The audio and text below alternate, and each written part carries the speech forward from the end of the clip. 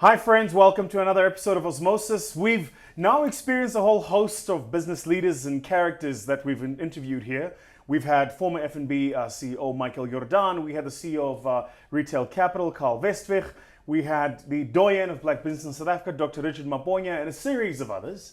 Today's conversation I'm really excited by. One, because I'm joined by a dear friend, and two, because it's a conversation that is not often linked to what we talk about in our lives as entrepreneurs, but it's really important. Today we talk about wealth. What is it? How do you accumulate it? And how do you manage it? And to help me with this conversation is a dear friend, Mike Fannin. Obviously, thanks How's for having me. Yeah, I must admit, with the names you've just mentioned there, it's quite intimidating. You've had some pretty serious people in this chair. Yeah, everybody's just having a conversation. I think that the point about what we do is it's so you ever heard the expression knowledge is power? Yeah. Yeah, it's rubbish.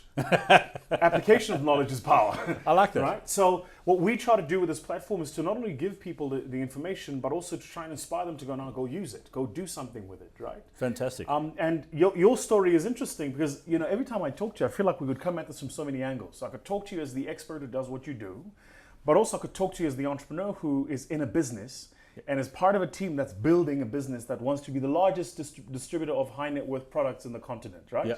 Yeah. First, talk to me a bit about your entrepreneurial journey. How's that gone? Okay, it's how far back do we go? From when I was at university, I've always wanted to look at doing something that was different. Yeah. I never wanted to be just the guy who ran out and got the job in a bank and went from there and just those steps. So I lasted my entire career as an employee was 14 months in investment banks in London. I literally went there. 14 months later, I decided I didn't want to jockey spreadsheets for a living. And what I wanted to do was do something different. And I think that's the first thing you got to do is you got to find something you're passionate about. And my passion has always been helping people with their finances. And since then, I've had a variety of businesses, some of which have been spectacularly successful, some of which have been successful to a point in terms of my own needs being reached, but some which weren't successful at all. Sure. Okay, but the important thing is that it was a journey of growth, and each time I learned something from each and every single one of them. Got you. Even when I was at varsity, I had small businesses. I had a nightclub, I had a clothing business. Some were pretty exciting, some were exciting for the wrong reasons, but each one you learn a couple of different things from them. Right. So, in terms of where we are right now as Carrick is the culmination of a whole lot of partners, of all of our journeys, of all of the things we learned in our various careers coming up to now.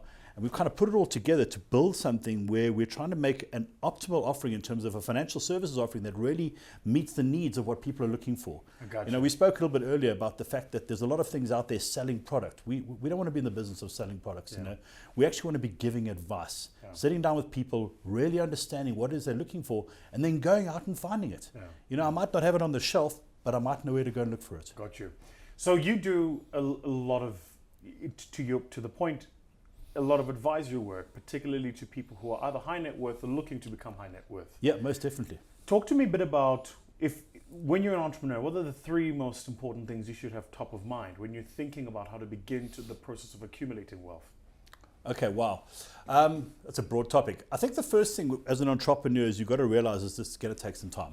Right. There's a speech that Jack Ma from Alibaba gave a couple of weeks ago where he said, if you're planning on getting out in 3 years, it's going to take you 5. Yeah. If you're planning on 5, it's going to take you 10. Yeah. There is no fast route out of this. Yeah. A lot of people see entrepreneurs as these guys who are wildly successful.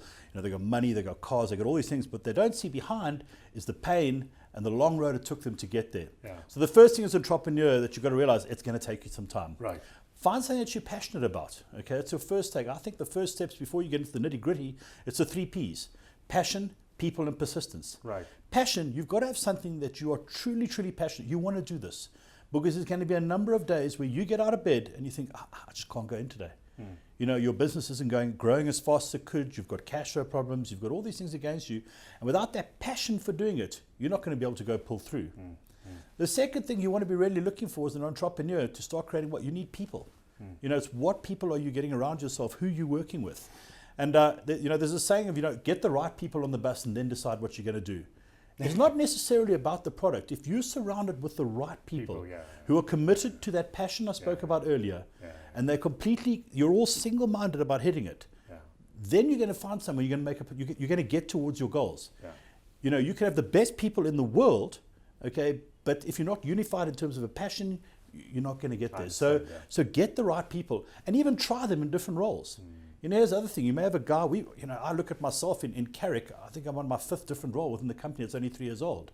Because there's been things that I've been good at and needed at the time, but we've also been flexible enough to move me and use my skills where they're most needed. Right. The last thing that an entrepreneur is going to need is persistence. Right. Okay, persistence goes beyond anything. You know, somebody said to me, I imagine it's like giving blood. And they say, how much blood are you going to give? And they say, everything I've got. And I say, it's not enough, because you're probably going to have to borrow some as well. Okay? and that's the part, you know, when you're going through hell, keep going.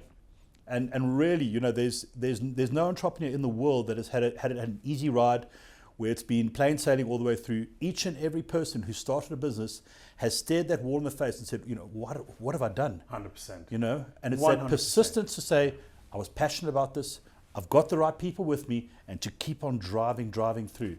And those are those characteristics you absolutely have to absolutely going to have. Love it. Absolutely love it. So passion, persistence, people. Yeah. When we come back, we continue our conversation with Mike. Welcome back. We continue our conversation with Mike Fannin, direct and partner at Carrick Wealth. We're talking about the intersection between entrepreneurship and wealth creation.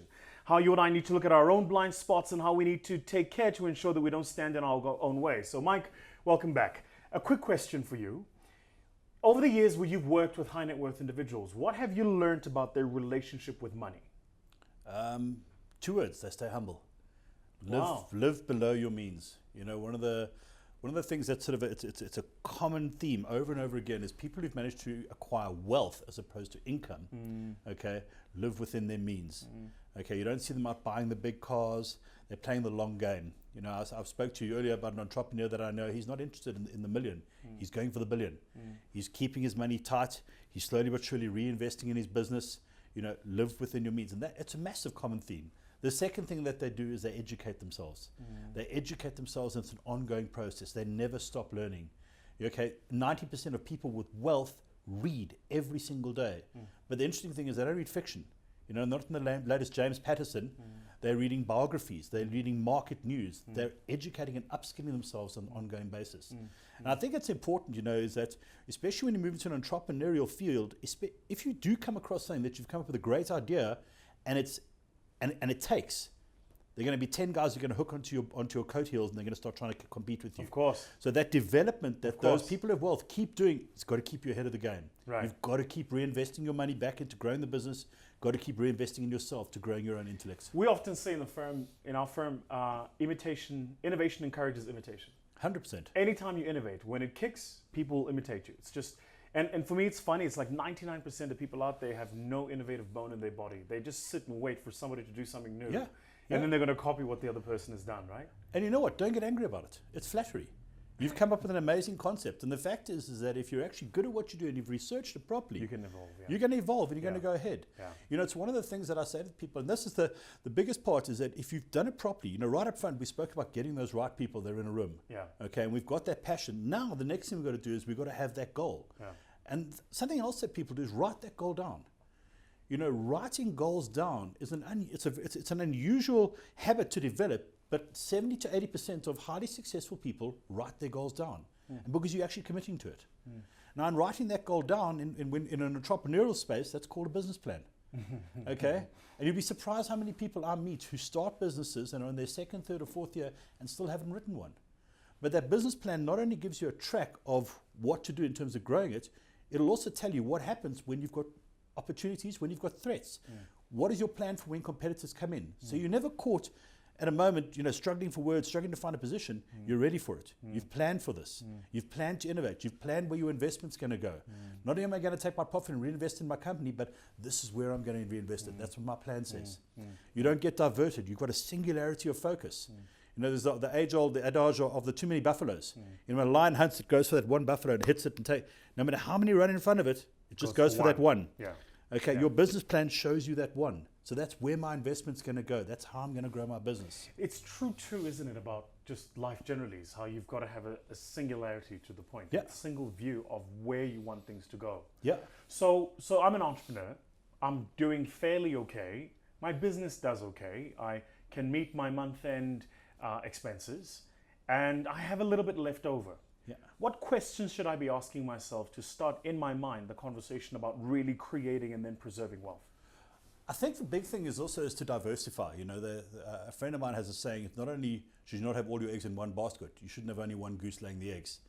And I think it's important that the second you're starting to free up that extra capital is to diversify into assets or that are going to grow equity or grow wealth that are not directly correspondent to what you're currently involved in. I understand. If you're a tech business, don't go invest in a whole lot more technology companies. 100%. Let's try and spread it around because every bubble bursts at some stage. Everything has their cycle. So what you want to do is start growing assets, and it must be and real assets. Okay, you know, if you're a startup, don't go invest in a whole lot of other startups. You've already got your risk capital. Okay, so start to differentiate in terms of asset classes, in terms of geographical diversification. You know, it could be different currencies or whatever it may be, but make sure you're diversifying as you grow.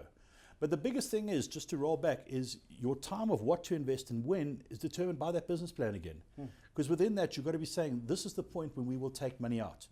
Not, okay, we've got a couple of $100,000 left over, what do we do with it? Okay, let's pay it out. You've already made a bad, your system should tell you when to reinvest, when to pay it out. At what point that's now capital for the shareholders, what point it's back for the business. And you have to stick to those rules. One of the challenges about living in South Africa is it's incredible, and to make it a local conversation now, is this, in my view, is one of the hardest countries in the world to create and preserve wealth. Purely because, and this is just my view, there are so many systems, processes, and laws to part you with your money that it's really hard to go, yeah, you know, I'm willing to work an 18-hour day for 10 years on end, because at the end of it, the trajectory of what my net worth looks like is different to the guy who just gets an 8-to-5 job. Yeah. So here's the question I'm asking. Yeah. So here's the question. One, is my assertion right? Right.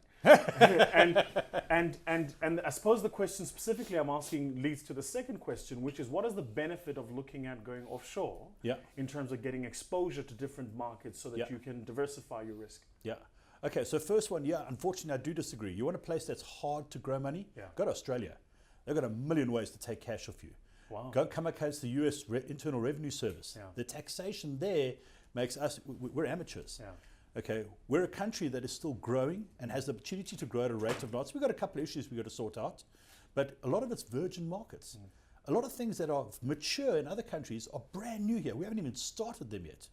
So there's a lot of ideas, you know, we spoke about people who are just sitting there waiting to take an idea that you don't actually need your own idea.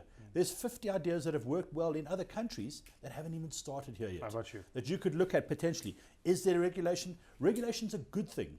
We run towards regulation because regulation keeps the cowboys off. The guys who are going to follow you, it gets rid of them. If you're running a legally compliant business within the law, okay, and you're doing it properly, it'll take a little bit longer to get up there, but that regulation actually protects you from the day tripper who's going to try and take your money off you. I understand. The second question, in terms of going offshore is an investment question. You know, I've always likened it to, I think you've heard me use the analogy before. If you imagine a cricket field of 100 square meters, and you got your children, you're going to take them out, you're going to go play cricket, and what you do is you stand in a 1 square meter space on that field, this tiny little block, and that's the only place you play, and all that other grass sits out there.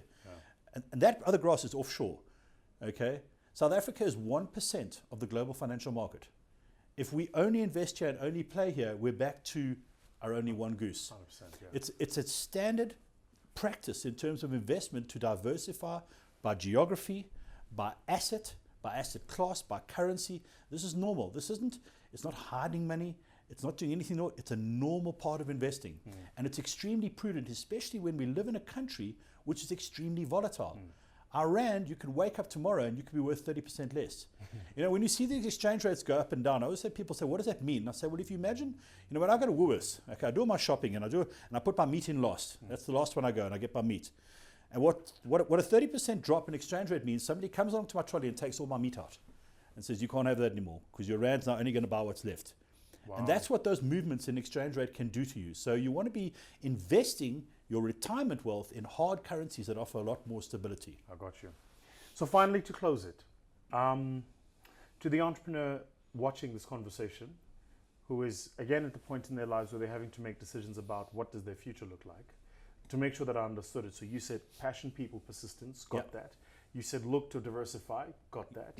You said make sure that you act for your circumstance and your situation, got that too. What is top of mind that you'd like that entrepreneur to always have consistently at the back of his mind about creating a legacy, particularly a financial legacy? remember what you got into it for in the first place. Okay, Yeah. this whole thing's supposed to be fun. Yeah. Okay, we all get into this for a reason. That passion that we spoke about, remember why you did it in the first place. There would have been a moment you woke up and thought, this is what I want to do. Okay, you were a speaker. Yeah. There was a moment you woke up and thought, I want to talk. Yeah. And we sometimes get disconnected from that. With all the stuff that gets in the middle, we forget why we started. Gotcha. Don't forget why you started, because that's your core. And if you keep coming back to that, it'll be your base that you build through in unstable times. And it'll fuel you when you Completely, Yeah. completely. So that to me is the big one. There's no magic bullet to this thing. There's no right way. There's guys who went into Dragon's Den and got told to get rid of, to run away, and they all made money. And there's so many different stories. So there's no right or wrong. But the big things are connect to your. There's a great book, Jim Collins, Good to Great. Right. Hedgehog Principle says find something that you love, find something that you can be the best in the world at, and then make sure that it makes you money. And that, my friends, is where we leave it. Find something that you love, find something you're the best in the world at, and make sure that it makes you money. This is Vusi Tebogao, who's presented another episode of Osmosis, joined by my good friend Mike Fannin from Carrick Wealth. Cheers.